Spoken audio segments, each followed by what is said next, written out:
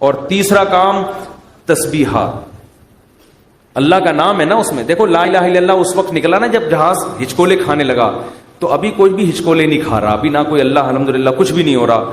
تو ابھی لا الہ الا اللہ صبح 100 دفعہ, شام کو 100 دفعہ. تیسرا کلمہ پڑھ لیا سبحان اللہ والحمد للہ ولا الہ الا اللہ واللہ اکبر. یہ تیسرا کلمہ اللہ کو اتنا محبوب ہے.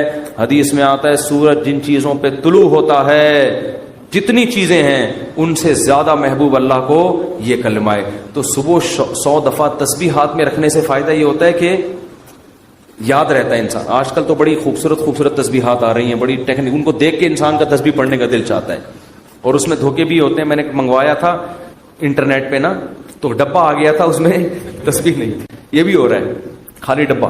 تو انٹرنیٹ پہ بڑے دھوکے ہوتے ہیں. تو 100 دفعہ صبح تیسرا کلمہ, تیسرا نہیں تو چوتھا کلمہ بھی ٹھیک ہے, لا الہ الا اللہ وحدہ لا شریک لہ لہ الملک ولہ الحمد وہو علی کل شیء قدیر. نبی صلی اللہ علیہ وسلم نے فرمایا لا الہ الا اللہ وحدہ لا شریک لہ لہ الملک ولہ الحمد وہو علی کل شیء قدیر.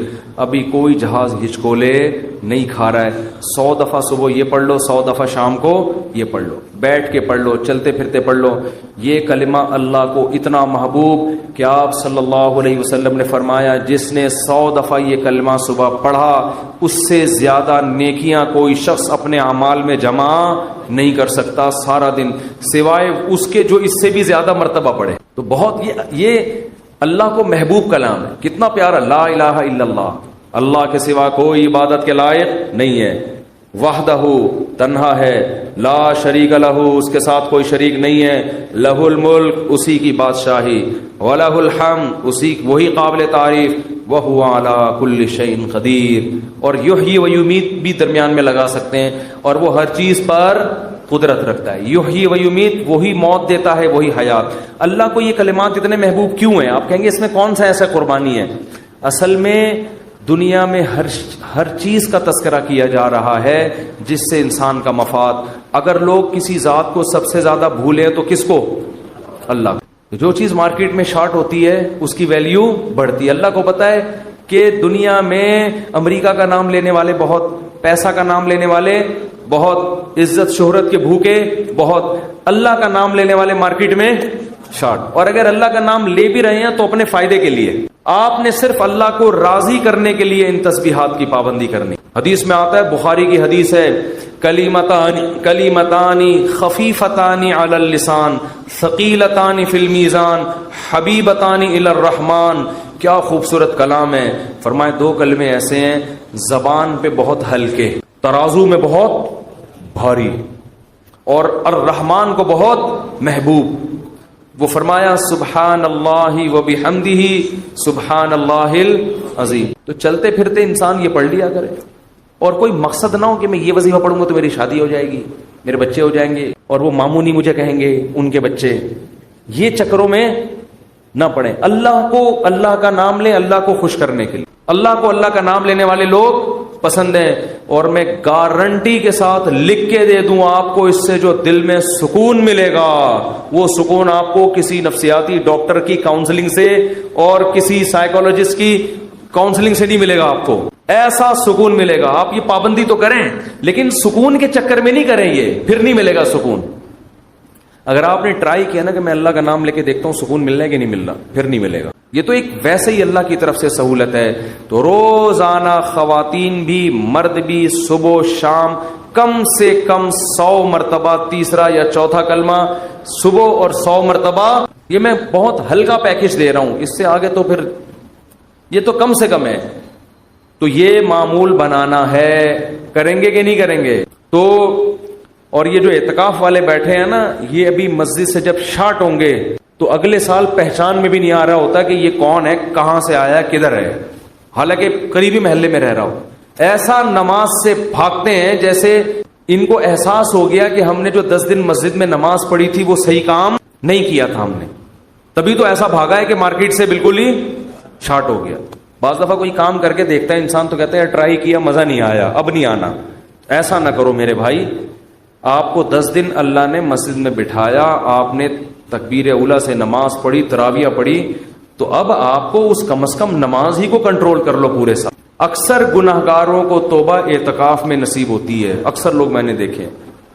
تو آپ اس توبہ پر قائم رہیں، مسجد سے تعلق بولو بھائی برقرار رکھیں، اور قرآن کی روزانہ تلاوت کا معمول ہو، اور ذکر کا معمول، دعا کا معمول. یہ 3 معمول گھروں میں پابندی سے بنانے، مردوں نے بھی اور خواتین کے جو ایام ہوتے ہیں جن میں وہ مینسز سے ہوتی ہیں، اس میں صرف تلاوت نہیں کر سکتی، وہ دعا بھی مانگ سکتی ہیں اور تسبیحات. اس تسبیح میں 10 دفعہ درود شریف اور استغفار کا بھی اضافہ کر لیں.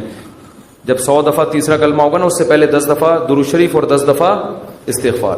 تو یہ معمول بنائیں، اس سے انشاءاللہ سکون ملے گا. قرآن کہتے ہیں الا بذکر اللہ تطمئن القلوب. اللہ فرماتے ہیں اللہ کے ذکر سے دلوں کو سکون ملتا ہے.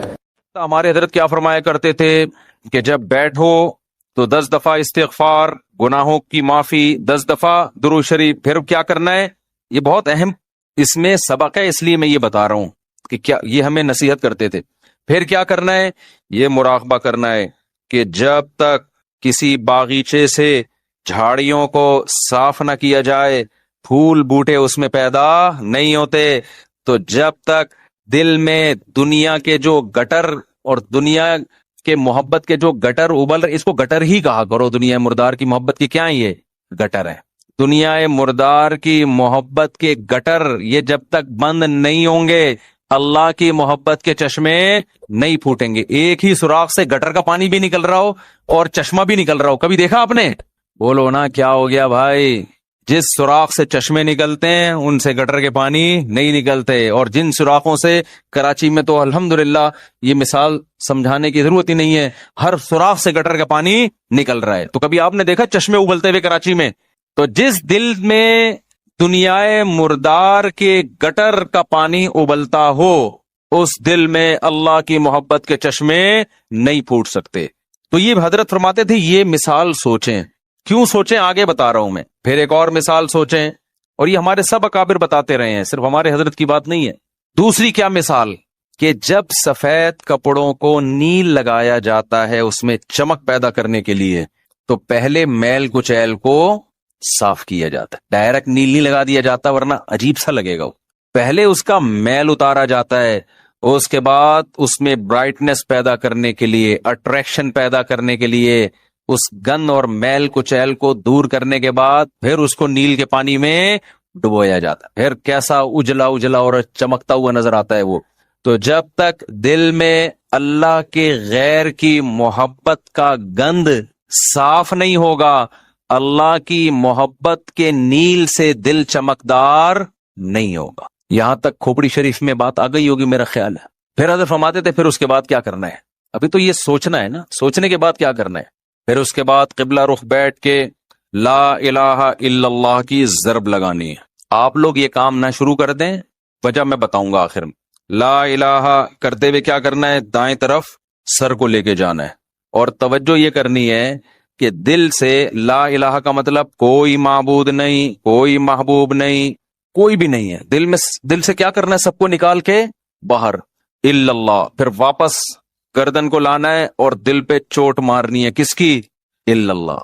لا الہ الا اللہ، لا الہ الا اللہ. کوئی نہیں ہے، صرف کون ہے؟ اللہ.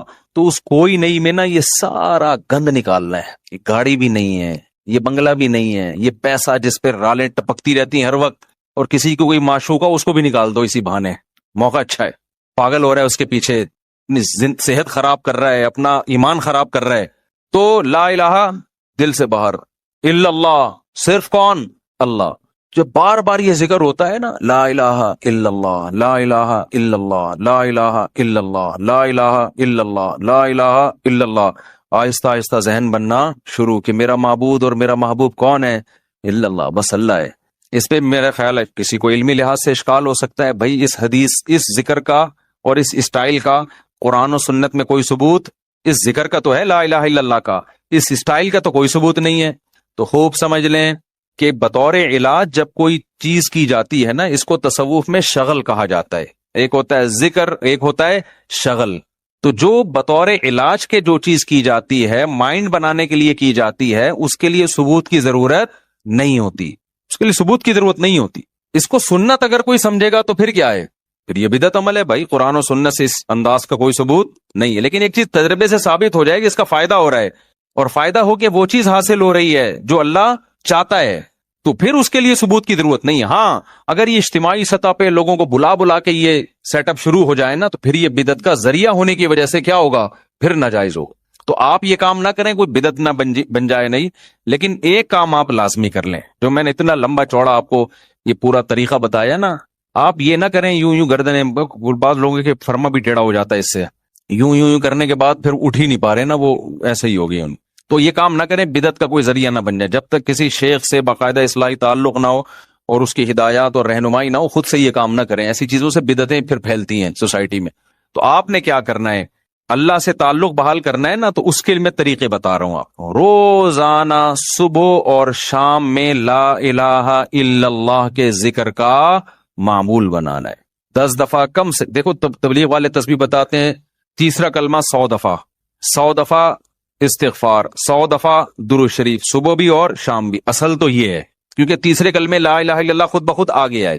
میں اس سے بھی آسان پیکج بتا رہا ہوں. اصل تو وہ ہے جو تبلیغ والے بتاتے ہیں. میں کیا بتا رہا ہوں اس سے بھی، کہ یار وہ نہیں ہوتا تو لا الہ الا اللہ ہی بیچ میں سے نکال لو نا، اسی کا وظیفہ پڑھ لو، اسی کو پابندی سے پڑھ لو. تو جتنے یہاں مرد اور خواتین آج بیان سننے کے لیے آئے ہیں، آج سے عزم کریں کہ ہم نے روزانہ کم سے کم 100 مرتبہ صبح اور 100 مرتبہ شام لا الہ الا اللہ کا ورد کرنا ہے. اچھا، ذکر میں اصل یہ ہے کہ آہستہ آواز سے کیا جائے. جہرن ذکر کو شریعت نے پسند نہیں کیا، لیکن اگر دل لگانے کے لیے، معنی اور مفہوم کا تصور دماغ میں بٹھانے کے لیے کوئی ہلکی آواز سے جہر کر لیتا ہے، ہلکی آواز سے بہت شور شرابہ نہ ہو، تو اس میں بھی کوئی حرج نہیں ہے. تو آپ نے کیا کرنا ہے؟ یہ 2 مثالیں صبح سوچنی ہے. صبح کے وقت کر لیں اور شام کے وقت کر لیں. بیٹھیں قبلہ رخ ہو کے، 10 دفعہ استغفار اپنے گناہوں کو یاد کر کے، 10 دفعہ درود شریف پڑھ لیا. اس کے بعد ہلکی آواز میں لا الہ، مزے لے کے ذکر کرنا ہے. ترخانہ نہیں ہے. 100 دفعہ نہیں ہو رہا نا، 50 دفعہ کر لو. وہ کام جو تھوڑا ہو پابندی کے ساتھ ہو. اللہ کو زیادہ محبوب ہے اس کام سے جو بہت زیادہ ہو لیکن اس کی پابندی نہ ہو. تو کیا کرنا ہے؟ ہلکی آواز سے لا الہ الا اللہ، لا الہ الا اللہ. اور تصور کوئی نہیں ہے. لا الہ کا مطلب اللہ قرآن میں کہتے ہیں افرأیت من اتخذ الہہ ہواہ. تم نے ایسے لوگ دیکھے جن کا معبود ان کی خواہشات ہیں، خواہشات کو اپنا خدا بنایا ہوا ہے. تو لا الہ میں آپ نے کیا تصور؟ میری خواہشات میرا خدا نہیں.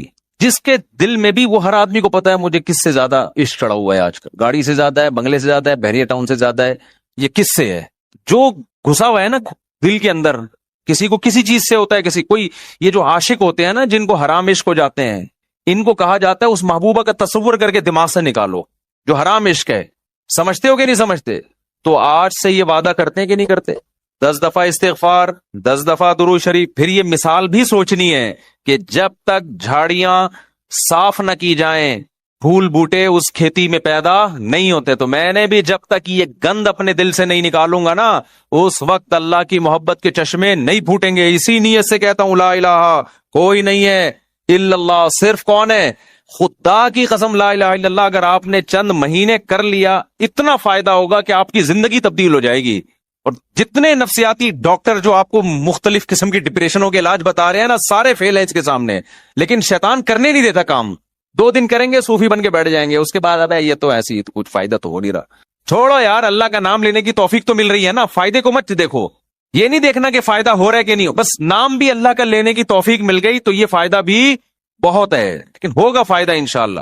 ایک کام یہ کرنا ہے پوری زندگی پابندی کے ساتھ. اور اگر کسی سے بیٹھا نہیں جاتا، بعض لوگ ایسے ہیں کہ ان کے اسپرنگ لگے ہوئے ہیں، وہ ایک جگہ بیٹھے نہیں سکتے. جہاں بیٹھیں گے اسپرنگ ان کو اٹھا کے دوسری جگہ لے جائے گا، وہاں بیٹھیں گے اسپرنگ اٹھا کے ان کو تیسری جگہ لے جائے گا. وہ بیٹھ ہی نہیں سکتے. تو چلتے پھرتے کر لو یار. جس طرح آپ کا دل لگ رہا ہے، آپ کا دماغ معنی اور مفہوم کی طرف جا رہا ہے، اس طرح کر لو.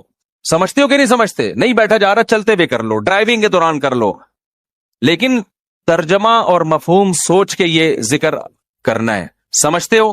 دوسرا کام، اللہ سے تعلق بحال کرنے کے لیے روزانہ ایک ٹائم دعا مانگنے کا معمول بناؤ. اللہ سے گڑ گڑا کے دعا مانگا کرو، دل لگے یا نہ لگے. باتیں کرنا سیکھو. لوگ کہتے ہیں ہمارے پاس الفاظ ہی نہیں ہوتے دعا کے، آ جائیں گے آہستہ آہستہ. جب کرتے رہو گے نا الفاظ بھی اللہ سکھا دے گا. آدم علیہ السلام نے جب توبہ کی ہے، قرآن سے پتہ چلتا ہے ان کے پاس الفاظ نہیں تھے کہ اللہ سے کیسے توبہ کروں. میں پریشان تھے، توبہ کے الفاظ نہیں تھے. قرآن کہتا ہے فَتَلَقَّى آدَمُ مِن رَبِّهِ، رب نے آدم کو سکھائے الفاظ کہ یہ الفاظ سے دعا مانگو. تو جب آپ اللہ کے سامنے گڑ گڑاؤ گے تو انشاءاللہ اللہ آپ کو الفاظ بھی سکھاتا رہے گا. دعا ہی میں ایک اور کام کرو. ایک کتاب آتی ہے مناجات مقبولہ. کیا نام ہے کتاب کا؟ مولانا اشرف علی تھانوی رحمہ اللہ تعالی نے قرآن اور سنت میں صحیح احادیث میں جتنی دعائیں ہیں ان تمام دعاؤں کو ایک چھوٹے سے کتابچے میں جمع کر لیا ہے. یہاں تک بات کلیئر ہو گئی. پھر کیا کیا ہے؟ اب ساری دعائیں روزانہ مانگنا تو بڑا مشکل ہے، تو بہت ساری دعائیں ہیں، تو انہوں نے ان ساری دعاؤں کو 7 حصوں میں ہفتے کے 7 دنوں میں ڈیوائیڈ کر دیا ہے. اس سے وہ پڑھنا کیا ہو گئی ہیں؟ آسان. پھر لکھ دیا ہے ہفتے کی دعائیں، اتوار کی دعائیں، پیر کی دعائیں، منگل کی دعائیں، بدھ کی دعائیں، جمعرات کی دعائیں، جمعے کی دعائیں. تو جہاں جمعے کی دعائیں سٹاپ ہو رہی ہے وہیں سٹاپ کر دو، کیونکہ اب جو مناجات مقبولہ مل رہی ہے اس میں پھر لوگوں نے اپنی غریبیاں بھی بہت آگے لگا دی ہیں. تو آپ نے یہاں میرا خیال ہے میں نے ساتھیوں سے کہا تھا رکھوائیں مناجات مقبولہ. یہ کوئی بزنس نہیں ہے، پتا چلا مفتی صاحب منجن بیچنے اپنی کتابیں بیچ بغیر پروفٹ کے. یہاں میرا خیال ہے مل جائیں گے. تو میں نے بولا تھا سب کے لیے لے کر آؤ. بس یہ تو اللہ ان سب کو ہدایت دے. کل سے میں چیخ رہا ہوں کہ لوگ زیادہ ہوں گے، مناجات مقبولہ بہت زیادہ تعداد میں ہونی چاہیے تاکہ سب لوگ خریدیں. جی چلیں، آپ یہاں 150 ہوں گے اعتکاف والوں کے لیے، لیکن کسی کو فری پھوکٹ میں نہیں دینا ہے. فری والا کام ہمیشہ اس کا کوئی فائدہ نہیں ہوتا، پیسے خرچ کر کے لینی ہے، کوئی پروفٹ نہیں ہے. باقی لوگ بنوری ٹاؤن سے بھی ملتی ہے، ہر جگہ سے مل جاتی ہے، ٹھیک ہے نا. وہ کتاب خواتین بھی رکھیں، مرد حضرات بھی گھر میں رکھیں.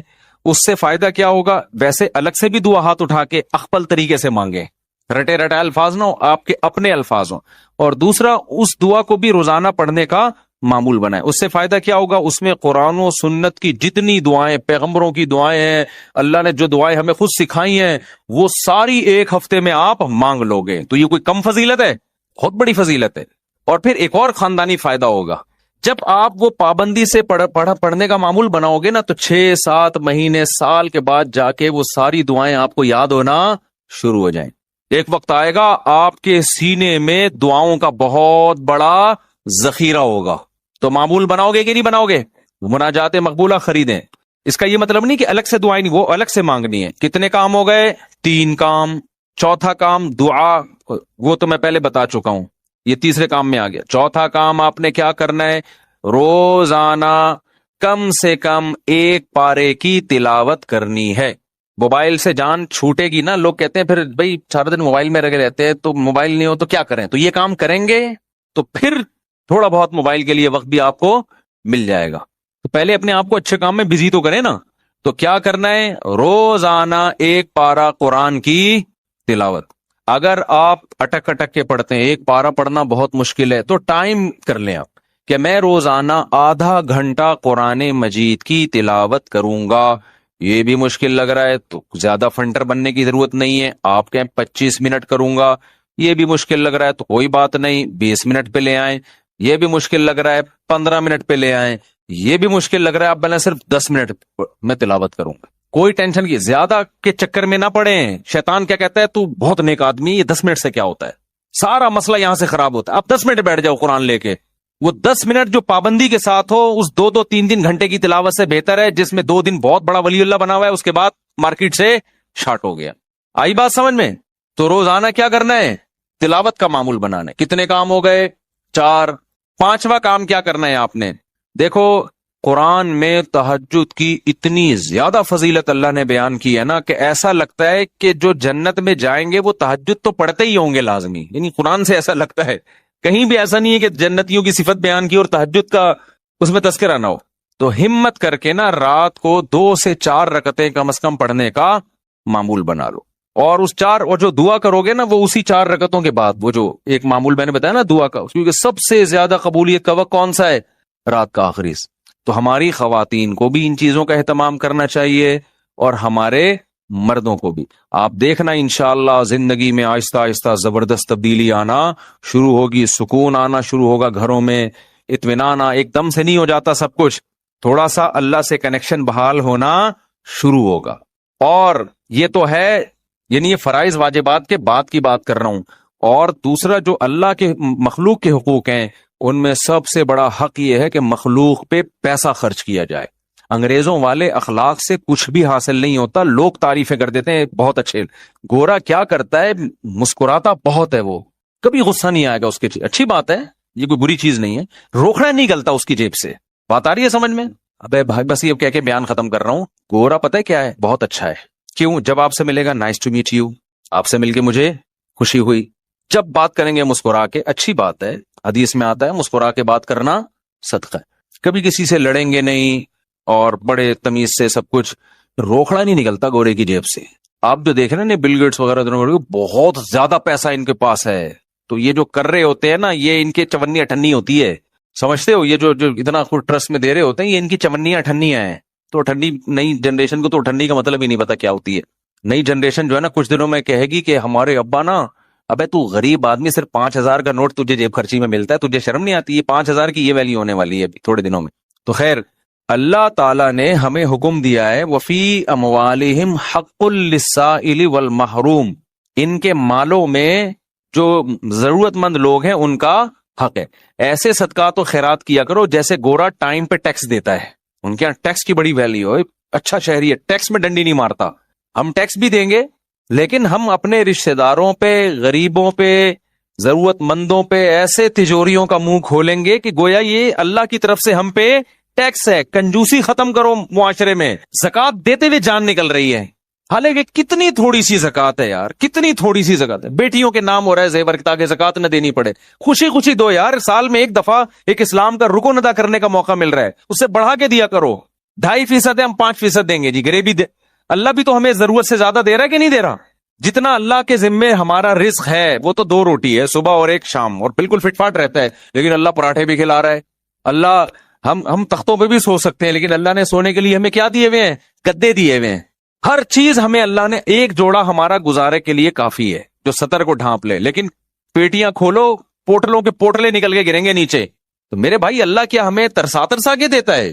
ہماری ضرورت سے کئی گنا زیادہ. تو جب اللہ ہم سے مانگتا ہے تو ہمیں بھی چاہیے اللہ کے لیے اپنے ہاتھ کو کھلا رکھیں.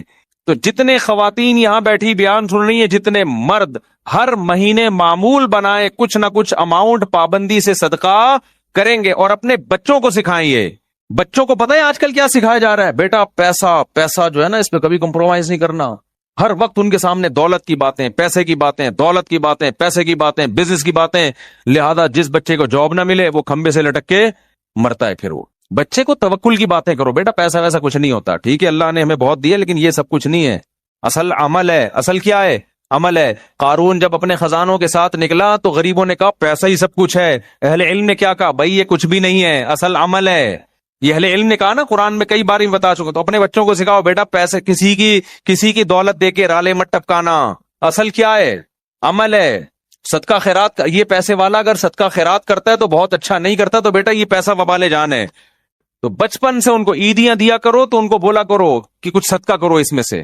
ہماری حضرت تو فرمایا کرتے تھے جب فقیر کو پیسہ دینا ہو نا، بچے کے ہاتھ سے دلواؤ، تم دے کر آؤ جا کے، تاکہ اس کو پیسہ دینے کی عادت پڑے.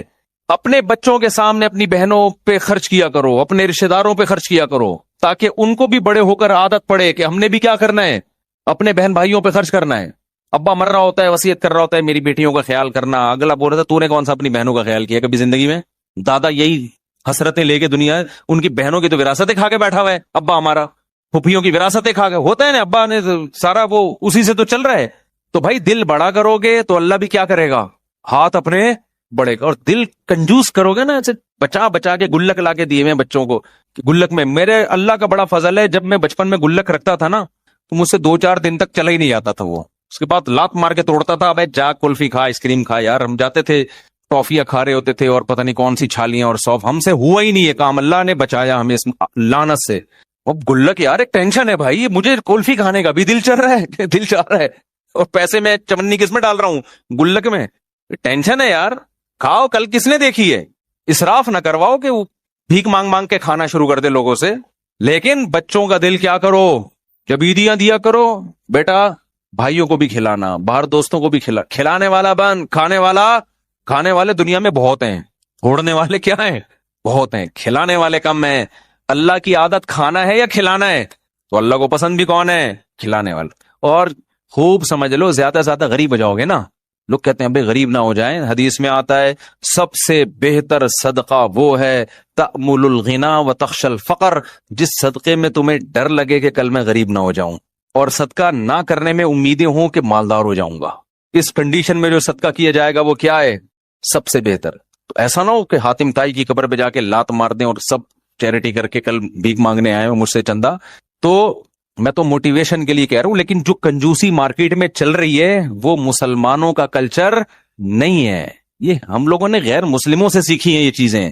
نہ وہ تو بیوی پہ خرچ کر رہے ہیں, نہ وہ اولاد پہ خرچ کر رہے ہیں, وہ تو 2 بچے پیدا کم بخت اس لیے کر رہے ہیں 2 سے زیادہ نہ ہو کہ خرچ نہ کرنا پڑ جائے ان کے اوپر. تو جس کم بخت کی یہ سوچو کہ اپنی اولاد کے لیے, اولاد پیدا کرنے کے لیے تیار نہ ہو کہ خرچ کرنا پڑے گا, ان سے کیا سخاوت کی امیدیں لگاؤ گے بھائی آپ؟ وہ آپ کو سخاوت سکھائیں گے؟ خرچ کرنے کا سب سے بہترین محل تو ماں باپ اور اولاد ہیں, انہی کے لیے تو انسان کماتا ہے. کوئی بات نہیں, پیدا ہوں گے کھلائیں گے, کوئی بات نہیں. اور بچے کہیں نا کہ ابا کھانے کو روٹی نہیں ہے, بیٹا روٹی ضروری نہیں ہے, اللہ پیٹ ضرورت کا. ہمارے نبی کو تو 40 دن روٹی نہیں ملتی تھی. کوئی ضروری نہیں ہے, جتنی ضروری ہے اتنی اللہ دے دیتا ہے, باقی اللہ زیادہ دے رہا ہے تو شکر ادا کرو, نہیں دے رہا تو کیا کرو. آج لوگ کہتے ہیں غربت کی وجہ سے نا لوگ ڈپریشن میں جا رہے ہیں, خودکشیاں ہو رہی ہیں. بھائی غربت کی وجہ سے نہیں, تربیت نہ ہونے کی وجہ سے ہو رہا ہے یہ. پہلے بھی غریب ہوتے تھے لیکن مائیں سکھاتی تھیں, باپ سکھاتے تھے, بیٹا آج روٹی ہے ٹھیک ہے, اور نہیں ہے تو کیا ہے, صبر کرو. میں ایک واقعہ سنا کے بس بیان کو سمیٹتا ہوں. ایک بزرگ کا واقعہ ہے کہ ان کے پاس نا ایک طالب علم پڑھا کرتا تھا. پہلے زمانے میں کیونکہ وسائل بہت کم ہوتے تھے دینی مدرسوں کے پاس, طلبہ بہت سے بھوک میں پڑتے تھے. تو ایک طالب علم تھا, وہ اب کبھی مدرسے میں روٹی مل رہی ہے, کبھی نہیں مل رہی. تو وہ بزرگ تھے, وہ بھی اسی کے ساتھ جب بھوکے رہتے, جب روٹی ہے تو ٹھیک ہے, بھوکے نہیں ہے تو کھا لیا, چلو جی روٹی ہے تو کھا لیا. امام ابو یوسف جو امام ابو حنیفہ کے شاگرد ہیں نا, پتہ نہیں کتنے سال انہوں نے صرف دہی اور سوکھی روٹی پہ گزارا کیا ہے, پھر جا کے علم حاصل کیا ہے. اگر اس طرح کے ان کو تربیت دی جاتی کہ کامیاب وہ ہے جو پراٹھے پھوڑ رہا ہے اور یہ کھا رہا ہے, تو وہ تو ابو یوسف تھوڑی بنتے. پھر وہ قاضی القضاء, اسلامی دنیا کے جو سب سے پہلے مسلمان جج تھے نا, سب سے بڑی آبادی پہ, وہ امام ابو حنیفہ کے شاگرد ابو یوسف رحمۃ اللہ علیہ تھے.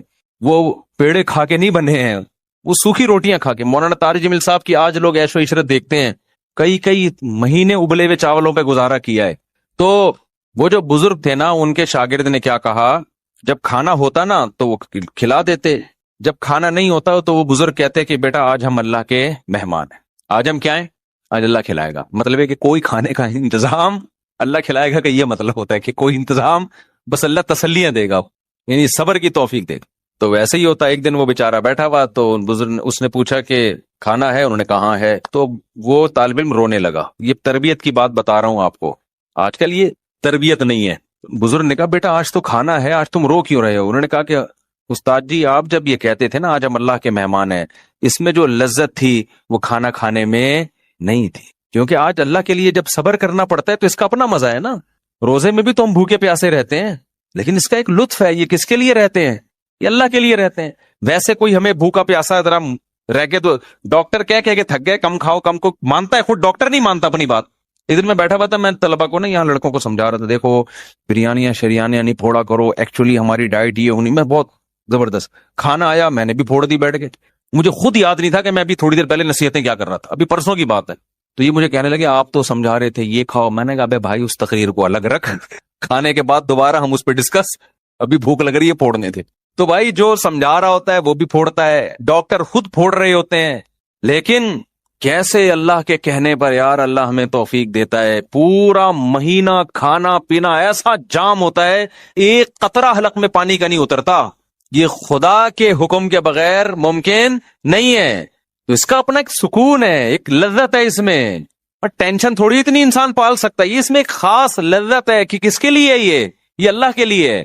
تو یہ جو میں نے آپ کو معمولات بتائے ہیں, کوشش کریں گے نا اس پر عمل کرنے کی. صدقہ بھی کرنا ہے, خیرات بھی کرنا ہے, اور خواتین نے بھی خیرات کرنا ہے. نبی صلی اللہ علیہ وسلم نے خواتین کو الگ سے حکم دیا کہ تم صدقات و خیرات کی کرو اور اس آگ سے بچو جس سے بچنے کا اللہ نے حکم دیا. اب خواتین کہیں گی ہم کہاں سے صدقہ خیرات کا معمول بنائے بھائی, آپ صدقہ خیرات کا ایسے معمول بنائیں کہ اگر کوئی پاکٹ منی شوہر کی طرف سے ملتی ہے اس کو تھوڑا بچا لیا کریں کہ بھائی اتنا میرا ہے باقی کیا کرنا ہے، یا اگر کوئی سورس آف انکم ہے اس میں سے کچھ خاص کر لیں، یا یہ بھی نہیں ہے کچھ بھی نہیں مل رہا تو نبی صلی اللہ علیہ وسلم نے فرمایا جو عورت شوہر کے پیسے صدقہ کرے شوہر کی اجازت سے، اپنے پاس صدقے کے لیے کچھ بھی نہیں ہے، شوہر سے یہ کہے کہ میں نے فلاں کو صدقہ کرنا ہے، میرے پاس پیسے نہیں ہے، آپ مجھے اتنے پیسے دے دو تاکہ مجھے صدقے کا ثواب مل جائے۔ شوہر انسان کا بچہ تھا، اتفاق سے اس نے بھی کچھ پیسے نکال کے بیگم کو دے دیے کہ چل بھائی تیرے پاس نہیں ہے تو میں تجھے دے دیتا ہوں،